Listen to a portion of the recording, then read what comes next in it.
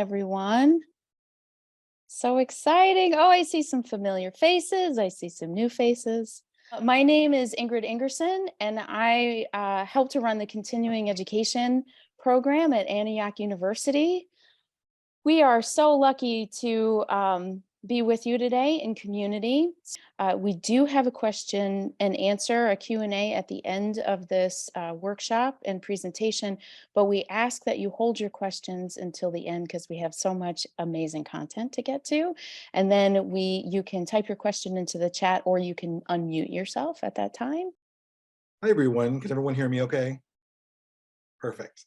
So my name is Douglas Valdez. I am the coordinator of the Latinx Mental Health and Social Justice Institute. And thank you all for joining us. We're really excited about our series. We usually do a webinar in spring and in summer. So keep an eye out for the next one that's coming up in June. Also, just if you want to get more information about the Institute, check out our website. It'll be information in the chat a little bit further down the line. It is my pleasure to introduce our speaker today. She is a personal friend of mine, and her name is Dr. Kierstin Dewitt, and our presenter is a licensed naturopathic doctor in Vermont. She's also a licensed acupuncturist with training in China, and has also done work abroad using natural medicine in China and other countries. She is trained to use mind-body connection, the spirit. We know as therapists, there's always a mind-body connection, and she's using her training in both modalities to be able to do that and work with her clients every day. And the goal is really long-term and sustainable wellness, which is important to all of us, I think. Dr. Kierstin also provides acupuncture at a nonprofit community acupuncture clinic in Ann Arbor, Michigan. She uses the NADA protocol, and if you know acupuncture, it's great for stress, anxiety, addiction, really anything that encompasses the whole body. So check that out if you wanted more information about that. And now it is again my great honor to introduce Dr. Dewitt. I will hand it off to you whenever you're ready, Dr. Dewitt. Hello, everyone. Thank you so much for being here. Let me just get my presentation up here. And then I will just ask if you all can see and hear me okay. Got some head nods. Thank you. Let's give this screen a moment to catch up with us. Okay, can everyone see the slides?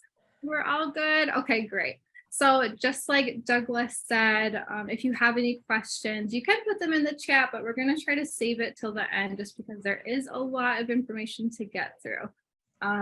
But feel free to hold on to those. So thank you everyone so much for being here with me today. And thank you to Antioch, to the Latinx Mental Health and Social Justice Institute, and thank you to Douglas and Ingrid for hosting this today, and very much grateful to you all for being here to help educate yourselves or expand your education, your understanding, to better support this community and population. So today we're going to be covering the stress we carry, identifying and navigating Latinx factors of stress and their impact on health outcomes. And so let's dive in. So again, just a little bit of background as we get started here. So as Douglas said, I am a naturopathic doctor. I am also an acupuncturist, and so I provide both community acupuncture as well as naturopathic consulting with a primary focus on mental health and emotional well-being, as well as with chronic health conditions such as stress, which we will be diving into today. I also identify as multiracial, as Chicana, as Latinx, as Hispanic, and white. So this is a population that I identify with, and that's really important to me with my family and myself, and as well as with family members who struggle with mental health conditions. So that's why we're here today, and we'll see a little bit more of why we need a little bit more information and to shed a little bit more light on this population in particular. So today our goals are to help identify at least 4 key areas of stress that impact the Latinx and Hispanic communities. We're going to describe the impact of stress. We're going to get into a little bit of the physiology, but also just some of the signs and symptoms that you'll see that impact our physical, our emotional, and our social health. And then we're going to talk about some ways that we can apply and utilize some stress reducing tools, techniques, and some resources for you all. So I hope that sounds good to you all. Everyone ready to dive in? Got some good head nods? Okay, so we're just going to start out with the basics, right? So stress, we know, is it can be identified or defined as a state of worry or mental tension caused by difficult situations. And factors can look different for everyone. We know as practitioners that factors are very individual. And so today we're going to be kind of zoning in on the Latinx and Hispanic communities so that we can better understand and therefore better support this population. Because as I said, everyone has different factors when we're thinking about stress. And so we're going to come back to this idea, but I'm sure you've all thought about this analogy of the bucket, right? We all have a bucket and it gets filled, and the things that it gets filled with can accumulate and spill over. And so our goal as healthcare providers is to really help reduce, maybe help poke some holes in that bucket, kind of drain and alleviate some of those things that are piling up to help improve the resiliency of our patients and clients. And so we're going to do that by really knowing and understanding who's in front of us. So I put together, you can screenshot this, but I put together a couple of these slides that just shows you an idea of some of these factors that can accumulate. And like I said, we're going to dive into a few more specifically. But when we think about mental health, we're thinking about all of these factors. Hear a little bit of background, right? Just as a heads up. Okay, and then these are some of the risk factors. So taking, again, you can take a screenshot. We're going to dive into a couple of these more specifically. But I like having a diagram that shows me everything going on. So the 4 areas that we're going to talk about today, again, there's so many more, but we're going to focus here for right now, are identity, health disparities, the social influences, or as we know them as determinants. I really like the shift of influences versus determinants when we're thinking about language, because we don't want them to determine our health outcomes, but we know that they are still influencing them. And then our lifestyle influences. So when it comes to identity, this is an area where it's, again, very individual, and I'm sure many of you have worked with your patients and clients on self-exploration and how they identify. So we're going to dive into a little bit more specifically, again, for this population. So let's go again back to the basics on these definitions, because for me personally, as someone who is a person of color, I get asked very frequently, almost at every interaction that I have with a new individual, about my identity. And so over time, it can add a little bit of stress depending on how that is being asked. So I really just want us to have a basic understanding of what these terms mean when we are interacting with people of color or someone who may look different from ourselves.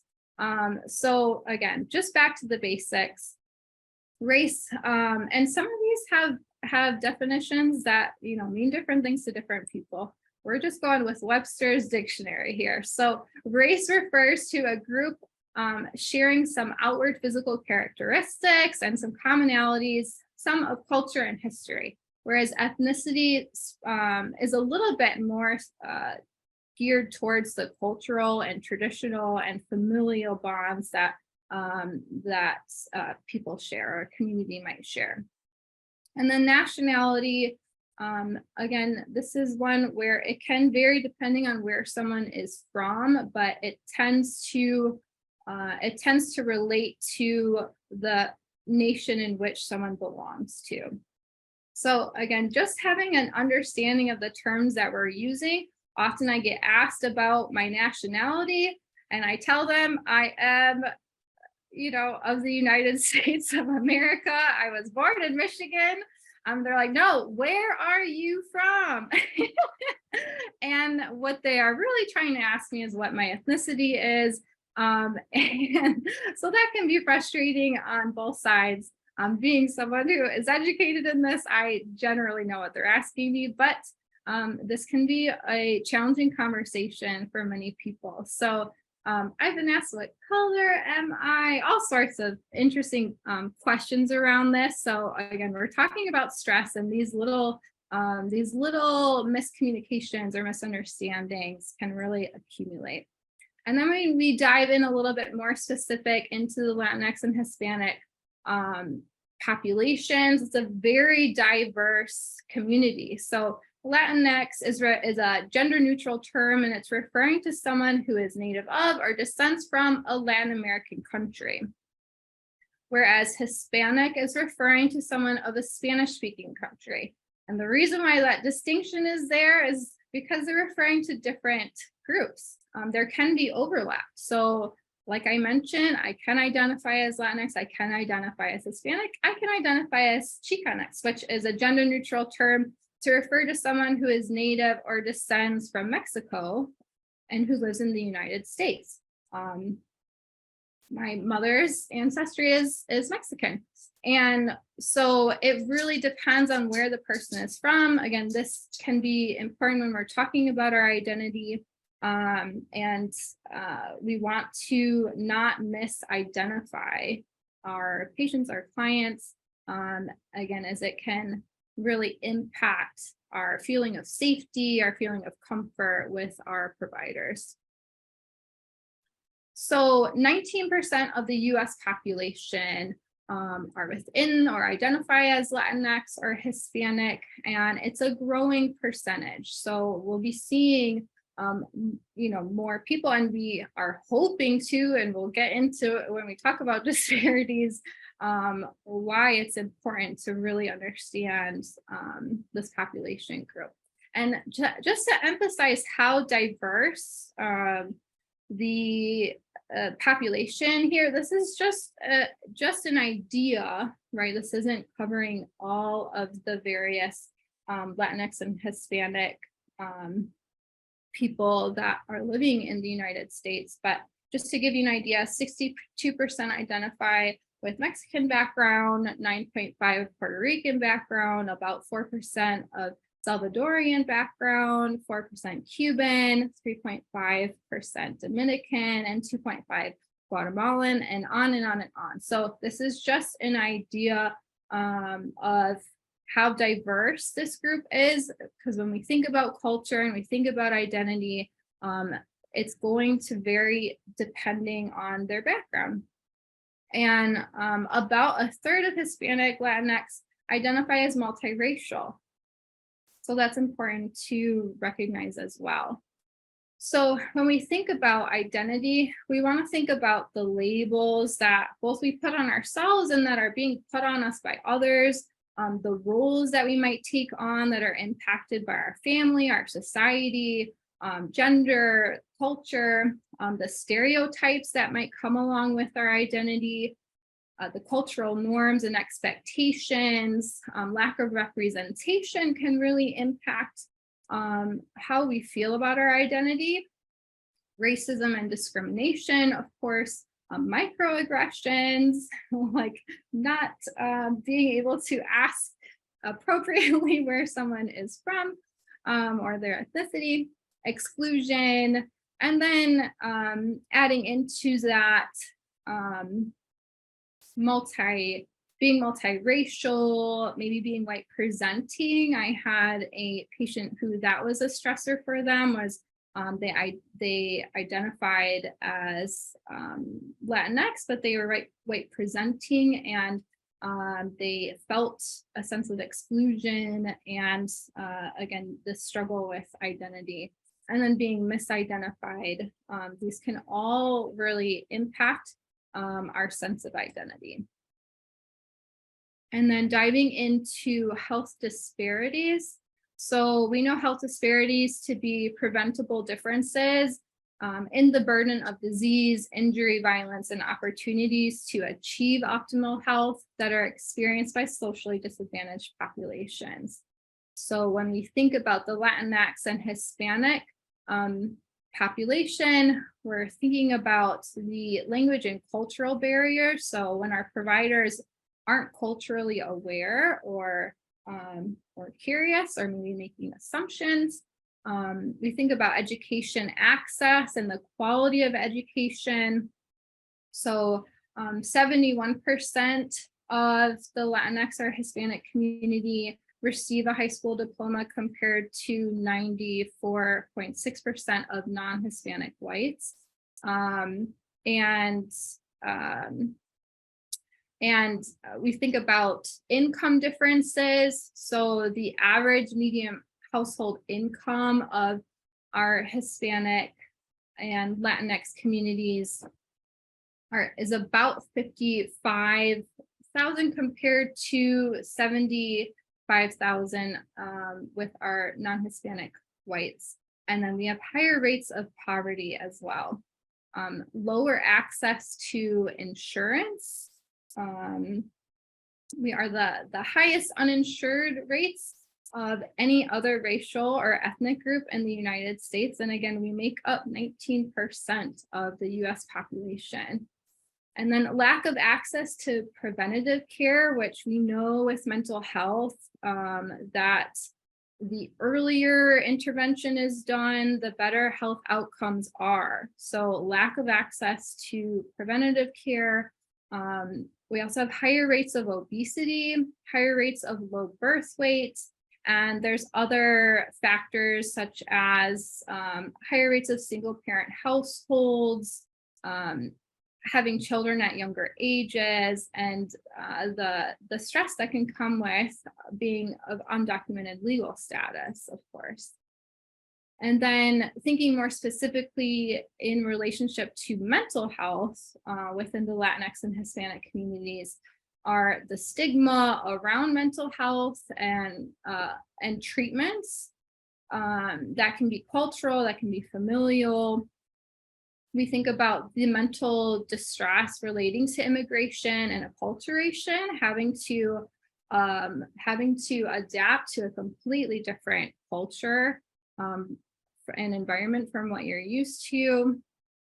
Higher rates of mental health disorders are actually found within US-born Latinx Hispanics versus foreign-born. So that's something to think about with your first and second generation Latinx and Hispanic individuals. And then many of those within the Latinx and Hispanic community with serious illness do not receive treatment. So we have almost 60% of young adults and about 40% of adults don't receive treatment who have been diagnosed with mental illness. And then 90% of those with a substance use disorder do not receive treatment. And then other factors here can be poor communication with healthcare providers, again, not having access to insurance, and then lack of preventative care access as well. So now thinking about the social determinants or influences of health, again, there's going to be overlap here, but the cultural values and expectations, familial expectations and roles, the education access and quality, access to nutritious foods. If you live in a food desert or have food scarcity at home, these can impact our well-being as well. Community and social support systems. If you're thinking about families who who have immigrated and don't have the access to their usual support systems and social systems. Maybe they're in an area where they are the minority. And so really thinking about the lack, the potential lack of community that they may be experiencing. Income, occupation, and job opportunities. These can be areas of difficulty as well. And then we think about intersectionality, right? So if we're multiracial, if we are a part of the LGBTQIA2S+ community, our gender, these can accumulate as well. Racism and discrimination, having access to safe housing, transportation, and neighborhoods, polluted air and water. I'm in Michigan. And then again, language barriers. And then we think about some of the lifestyle influences. Again, there's going to be overlap here, but again, thinking about acculturation, our finances, the access to care, potential work safety, the work environment, physical activity can maybe impacted, especially if we're not feeling like we're in a safe environment, or it may be, maybe we have a very physical workload. And then we want to think about past and present medical history when we're thinking about these influences of health and how we're able to cope with stress, history of trauma, as you all are informed about. Again, thinking about the home and community environment. Many families live in multi-generational households, so there is likely caregiving and other family roles that may be influencing or adding to the stress factors. And then again, higher rates of teen pregnancy within the Latinx and Hispanic communities, higher rates of smoking, and higher rates of obesity. And so this just kind of gives a good summary, a good visual. Again, you can screenshot this if you would like. Okay, so now we are going to move into a little bit of just better understanding how stress impacts our physical, emotional, and our social well-being. So first, just a little idea. We know that there's different types of stress, and we know that they can have different impacts on our physical body. So short-term or more acute stress, that's going to be your typical fight or flight response, right? You're going to have increased heart rate, your respiration is going to increase, you're going to have dry mouth like I'm having, your pupils are going to dilate, you're going to have shifts in where the blood flow is moving to, right? So it's going to be moving through the heart quicker, moving to our major muscle groups, and it's going to be moving away from our digestive system. The positives of this is it can help sharpen our cognition and focus, right? So, and it can also acutely support our immune system. The spleen is going to start releasing more responses out to help improve our immune function. But again, this is an acute response. So this is why, when you're maybe preparing for finals or for an acutely stressful event, you do fine, and then as soon as you let off the gas, you get sick. Right? Your immune system was helping you for that time being, but then you're gonna get a rebound effect. And so again, this can be it's actually shown to be helpful for our brain to have some acute stress. but it's as we start to move through the long-term and chronic stress that we really start to see it take a toll on our overall health outcomes. So medium term, we're thinking like days to months. I'm sure we've all had events in our lives where something's gone on and we know that there's an end to it, but we still have to be able to cope through that longer term stressor. So this is where we can work on helping our patients and clients to build resiliency through this by teaching them coping mechanisms, by really helping to support their physiology and their mental well-being during these times. But it's when we start to move into the longer term stress, so we're thinking months to years, into the chronic states of stress, again, that's when we start to really see it negatively impact our health outcomes in daily living. And it's when we start to kind of move into that exhaustive stage of stress. So just a little bit of an overview. Often we hear a lot about the HPA axis, the hypothalamus pituitary adrenal axis, which is where we get the cortisol release. This is more with the longer term. The acute phase of stress is where we're activating the SAM axis, the sympathetic adrenomedular axis. So this is where we're having the epinephrine and norepinephrine release, so our adrenaline.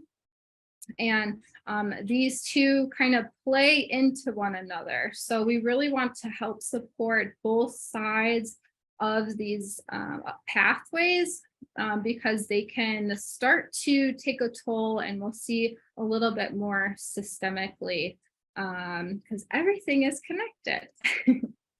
And so this is just one example of how everything is connected. The gut-brain axis, I'm sure everyone has heard of this, but because everything is connected, we could spend a whole weekend on all of the different axes within the body that stress acts upon.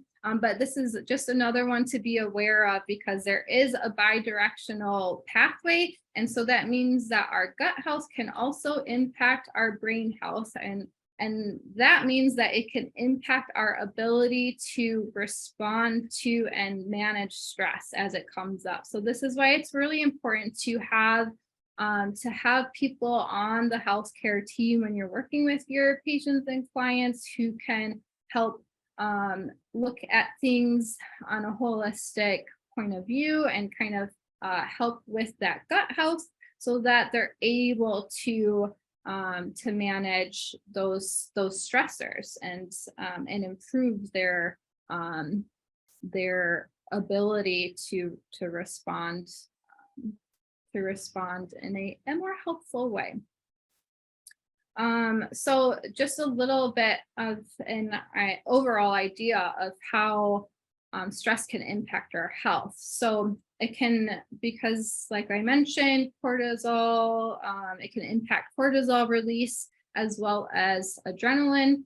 And this can really throw off our circadian rhythm and impact our sleep quality or quantity. I'm sure you've all had people who have said they've had a hard time falling asleep or staying asleep, right? Really struggling with insomnia. And we know that the physiology of stress can really play into this. It can also increase our perception of pain and how we feel pain. And then it can have a cascade effect on other hormones. And because of how this heightened state of awareness that stress can put us in, it can really impact our behaviors and our ability to make rational and healthier choices for ourselves. And then it can also drive systemic inflammation. Again, we talk about cortisol. It can shift our microbiome. So again, that bidirectional influence. It can increase insulin resistance. And as I mentioned, for those within the Hispanic and Latinx population, we have tendency of higher rates of obesity and diabetes. So this is particularly important for us to be aware of. And then it can also impair our digestion and absorption of nutrients. Like I mentioned, when we're in a stress response, our blood is shunting away from our digestive system. So we're not able to properly digest and assimilate those, the food that we're eating. So then just going over some of the things that you might see with some of your clients when it comes to the physical impacts of stress, they might be presenting with more headaches, more muscle tension, TMJ, right? A lot of people, they'll have, oh, my shoulders always feel tense. Again, increased pain, more fatigue, chest tightness, low libido, again, difficulty sleeping, stomach upset. You might see alternating loose stools or constipation or both. You might see recurrent infections or delayed wound healing, sodium and fluid retention. And then again, we talked about insulin resistance, and it can also impact our menstrual cycle and sperm production. So if you have patients or clients who are trying to conceive, right, this is something that we really want to be aware of. And then, of course, we know the mental and emotional impacts of stress, right? Irritability, feelings of anger, of overwhelm. We're at that point of the chronic, right? We might have more apathy or feelings of exhaustion, lack of motivation or focus, a sense of restlessness, anxiety, overthinking, and rumination. And then the social impacts, or how we relate to our environment, right? Because again, we're in this heightened state of awareness, it's shown that it can impact our communication style. So we might have, we might have a little bit sharper of a tongue when we're in a heightened state of stress, and so it can really be detrimental to our relationships, as well as our career, or if we're in school, right? It can impact our ability to focus and to have the energy to follow through on our tasks. And then we may want to isolate or socially withdraw, which then will drive even further stress, because social isolation is a potential driver of stress. And then and we may feel unsafe or have increased social anxiety. So again, we may be more prone to socially isolate when we're in heightened states of stress. And then thinking more overall, like how stress can impact our overall health outcomes. It can increase blood pressure, it can impact cardiovascular disease, or have higher rates associated with higher rates of cardiovascular disease, of stroke, obesity, diabetes, anxiety, depression, memory impairment. Again, we talked about the pain and muscle tension, and even long-term suppression of our immune function. And when we look at the Latinx and Hispanic community, we know that the morbidity and mortality rates are related to cardiovascular disease, cancer, and also unintentional injuries. And so if we're thinking about the ways that stress can really impact our ability to make decisions, right? We can see how stress can really be a significant factor in these overall health outcomes. And so lastly here, we're going to go over some tools. So what do we do about it, right?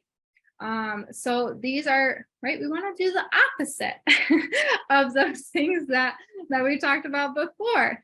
So again, you can take a screenshot of this, but these are all of the more protective factors for our mental health. So we want to help our patients and clients rebuild their buckets. We want to help them fill it with things that really focus on their values, their priorities, the things that matter to them. We want them to help make room in their bucket for the things that are unpredictable, that we know that stressful things are going to happen. That is how life is. But we want to be able to handle them as they come. So the first thing is we want to meet our patients and clients where they're at. So this means really getting to know and understand your patients and clients. Be curious about their culture, about their beliefs, about their traditions, and find ways to help integrate and tailor, for example, your cognitive behavioral therapies into their lifestyle, into their culture. Use their terminology, things that they will relate to, right? So maybe they don't relate to meditation, but maybe they relate to prayer.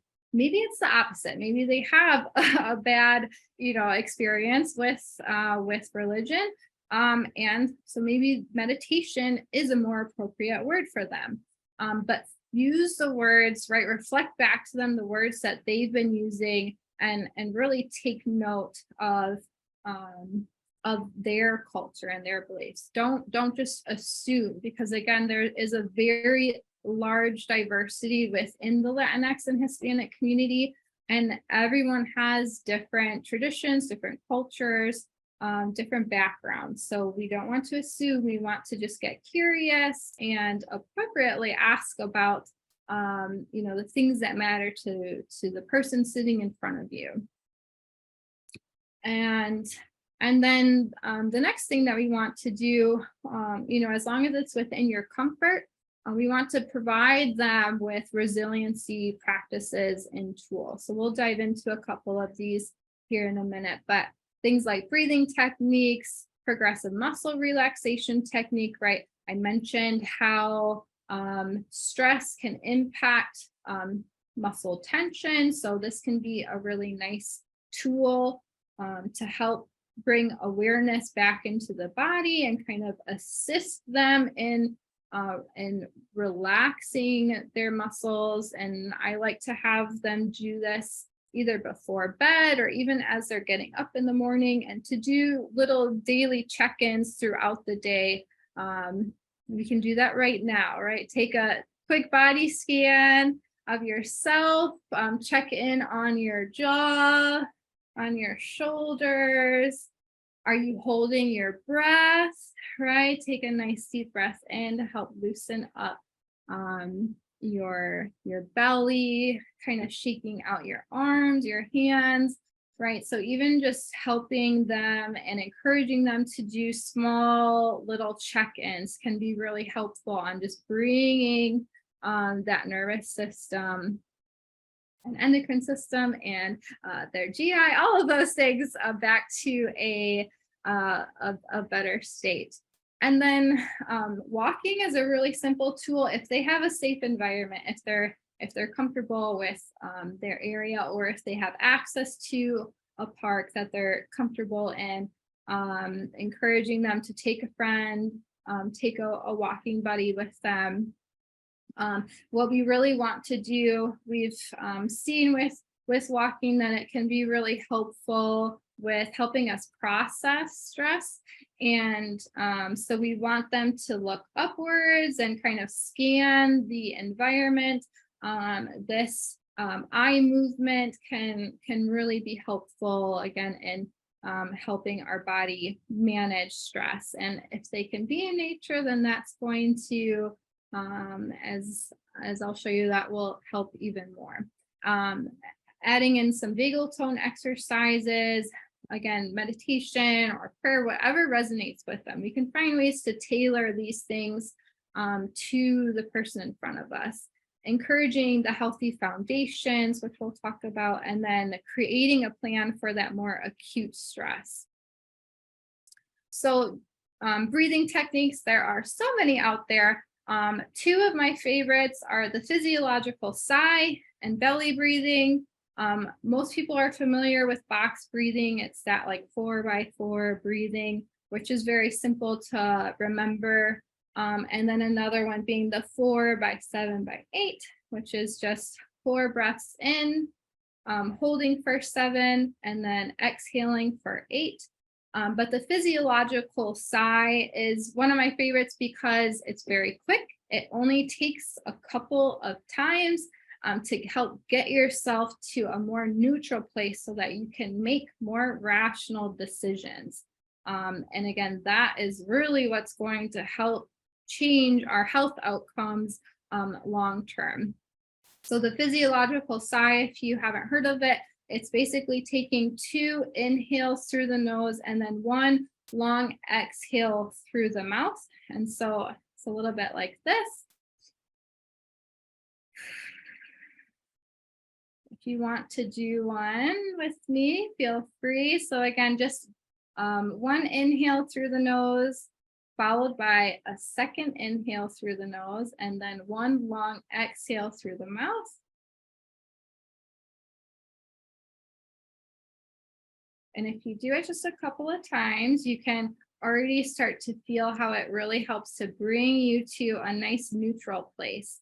And it's a really nice one when you're working, even for yourself, when you're working with a client, if you're giving a talk, whatever you're doing, it's a nice quick break to help bring you back to a nice neutral state. And then the belly breathing I really like because it's helping to activate our vagus nerve because of the diaphragm expansion and contraction. It's really focusing on the diaphragm, also known as diaphragmatic breathing. So that is a really helpful tool as well when you have a little bit more time. And then again, focusing on their foundations. This can be helpful if you bring in someone who can help them, but even to just remind them, because these are the foundations of health. So I mentioned some exercises to tonify the vagus nerve, so gargling, singing, humming, and then the deep belly breathing. Consuming the right foods. Often we see with stress and with anxiety is that people might be under eating. And so just checking in on the food timing. Are they eating adequately in the morning? Are they eating adequately at lunch? Right? What does their food timing look like? Because if we're either trying to do too far in between meals, or maybe our meals aren't substantial enough, right? If we're just having like a donut in the morning, we're not getting protein, we're not getting adequate fiber in there, our blood glucose levels are going to spike and then drop. And that drop is really going to impact our anxiety and our feelings of stress and our ability to manage and cope with stress. So just subtle check-ins with your patients and clients, ask them. And again, I mentioned like food scarcity and access to quality food. So that might be a good conversation to have and to check in on, because again, that might be impacting their ability to manage and cope with stress. Making sure that they're moving their body adequately, that they're hydrated, and that they're getting adequate sleep. And again, if they're in a safe environment, having them get outside, and if not, then creating a safe space in their home that they can come to. They can take some time to again, to even just sit and feel safe, I think is really important and potentially understated, but really important for this population. And then encouraging them to maybe helping to connect them with community groups that are local to you, and encouraging them to surround themselves with community support and with people that they love and that they care about. Okay, and then when it comes to nature, there have been several studies that have linked it to improving our mood, to decreasing anxiety, to lowering cortisol, to improving our memory. and all sorts of stuff. If you need to study, if you have an exam coming up, that's been shown to help improve exam scores. So go outside and take a walk in nature again if it's safe. If you feel safe, I would definitely do that if you're currently studying right now. And then helping them make a plan for acute stress. So again, teaching them about the physiological side, helping them to check in with themselves, to check in on their body, how they're feeling, how they're doing, encouraging them to maybe delegate some of the tasks that they might have at hand, for asking for help. These sorts of things to really help to mitigate acute stress, right? Help them come up with a plan on what they're going to do when they encounter these more acute stresses. And then I always like having a few things on hand that my patients or clients like to do, that they have go-to activities that are helpful for them. Maybe they like to sing, maybe they like to dance, maybe a bath, maybe some time again with a loved one, cooking, just taking a look and helping them come up with just a few things that they can come back to when they're feeling moments of stress or of overwhelm. And then the last one is to connect them with adequate resources. So this is a good time. Like I said, it's really because of how much stress impacts our body systemically, making sure that you have providers on their team who can help educate them and help them understand their body and understand their health choices, so that they can have a more resiliency in their body and ability to help themselves over time. The other thing to think about is, maybe they come in and they're on various supplements or things that you aren't trained in, you're not aware of.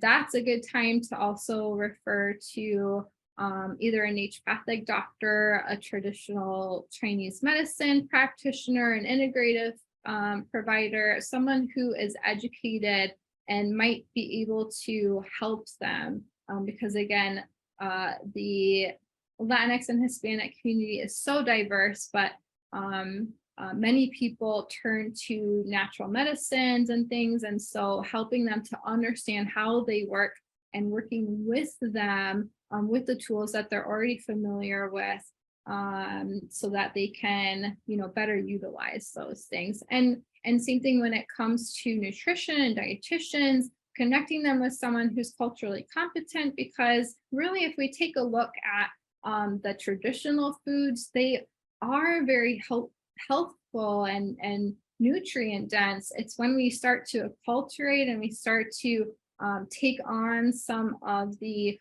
more Western foods, that's when we start to really see higher prevalence of obesity and of diabetes. And so having them work with someone who can help them kind of get back to more traditional foods can be empowering. And again, we talked about the gut-brain axis. So if we can help to improve the digestion and their gut health, then we can start to improve their mental health as well. And then just some resources, of course, the Latinx Mental Health and Social Justice Institute. You can take a look and try to find a naturopathic doctor who's local to you, or a TCM practitioner who's local to you. There's many other groups and organizations, so you can feel free to reach out to me as well. And I can send you some of these links and more information. So thank you, everyone. We got through everything. So this is a good time for Q&A. I hope you all were able to learn a little something, and feel free to send me a message If you have any questions or anything came up for you, feel free to send me an email or connect with me in some way. So my email is just info@kierstindewitt@gmail. Really easy, or my website is just drkierstin.com. So you can connect with me there as well. But if anyone has any questions, we have some time. Wonderful. Thank you so much. That was so wonderful. So feel free, everyone, to start putting questions in the chat. And Douglas and I are here to moderate. Don't be shy. I've got some. I'm percolating. I do have a question. Thank you so much, Dr. Kierstin. You brought up some really good points in terms of what therapists may see in practice. So if they see clients who come in with a lot of headaches all the time, or they always have headaches, I really appreciate that, because I think it's really something that we do end up seeing. Is there something like specifically like the Latinx population they may see in their treatment rooms, specifically to the Latinx population, that you would think? When you're thinking about more of the physical symptoms?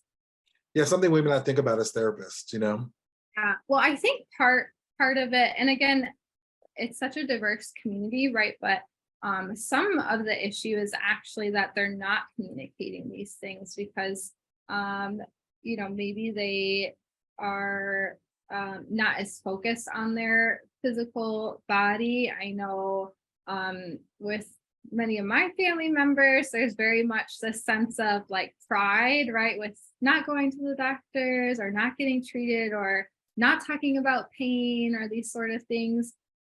So I think it's important to kind of tune into body cues and things, right? If they're like, oh, just kind of hinting towards things that might be going on, just getting curious about the things that they might be even disguising or not talking about, right? And encouraging them, helping them, providing them with people that you are comfortable with referring them to, so that they might be a little bit more comfortable seeking help from someone else, right? From a medical provider. So I think sometimes it's in the things that they're not talking about when it comes to the Latinx and Hispanic population and communities.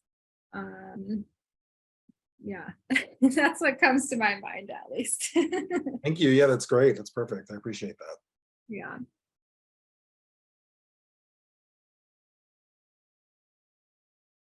Can also unmute too, if you'd like to just ask a question directly. Yeah, or if anyone has any comments or their own experiences, that it can be helpful to hear other people's experiences. I know I shared some of mine during it, but I have a question. Mhm. This is Gerard. I was when I heard you talking about nutrition as a very important part of health, Mhm. I was wondering about communities that say live in areas where it's almost impossible to find good nutrition. Like say if you're living in an urban area where it's just like all concrete, there's no farms anywhere, and there's not really any shop that provides affordable like vegetables and things like that. Yeah. Work with that. Yeah. So for me, this is where I think it's really helpful to right, because we do have this sense of it needs to be fresh and it needs to be like right from locally grown and all of these things, and that is ideal, right? But not everyone, as you mentioned, has access to that. So making it okay and letting them know that it's okay if we are relying on canned vegetables, if we're relying on frozen foods, right? Like helping to ease and reduce the right, there's a little bit of like shame or just like these feelings of it's not good enough. Really where we see the problem is when we are I saw this when I was in Nicaragua actually, because they are starting to have more significant prevalence of cardiovascular disease and diabetes as well. And it's largely coming from the processed foods like higher access to pop, to various like soda. So they're consuming more packaged foods now, like chips and these like really processed foods. So that's more of what I would be concerned about. I wouldn't be as concerned, of course, like there are things that we want to help reduce exposure to, even with canned foods and whatnot, but like, you know, you got to do what you got to do. And so helping to reduce the shame or those sort of negative feelings around those foods. So, and again, like I mentioned, a lot of the traditional foods are actually healthy and their bodies have adapted to consume those foods. I'll have to take a look, but there is a website that talks a little bit more about traditional foods and like helping people get back to the foods that are traditional to them. Right. So because there is shame around even like grains and these sort of things. But many people have assimilated and have adapted to be able to digest these foods. And so it may be totally fine for them to be consuming grain, to be consuming corn. And we can still get beans and rice and flour and these foods even in food deserts. So it's really the highly processed foods that are the ones that we would want to kind of steer them away from, right? So like I said, the chips, the candy, the pop, that sort of thing.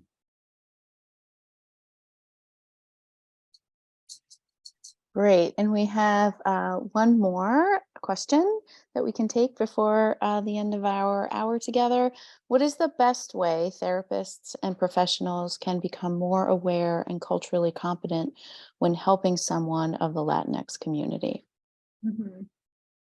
So, like I said, because it's such a diverse population, it's really important to really be curious about the person sitting in front of you and to ask them about their culture, their upbringing, you know, what their traditions are like, really getting to know them as a person, because even families are going to be different, even within certain communities. So it's a very individual experience, and they may even have feelings of resentment towards certain traditions or certain parts of their culture, right? So being aware of that too. So I think it's really about listening and not making assumptions. Like I mentioned, that is one of the biggest parts of it, is not assuming that they are XYZ just because they identify as Hispanic or Latinx, because it really, it's, you know, we're it's a beautiful and diverse group, and languages can vary, foods can vary, the remedies and home, you know, things that we do at home for ourselves can vary. So so just getting curious and coming at it again from a state of curiosity rather than a state of judgment or of assumption is really important.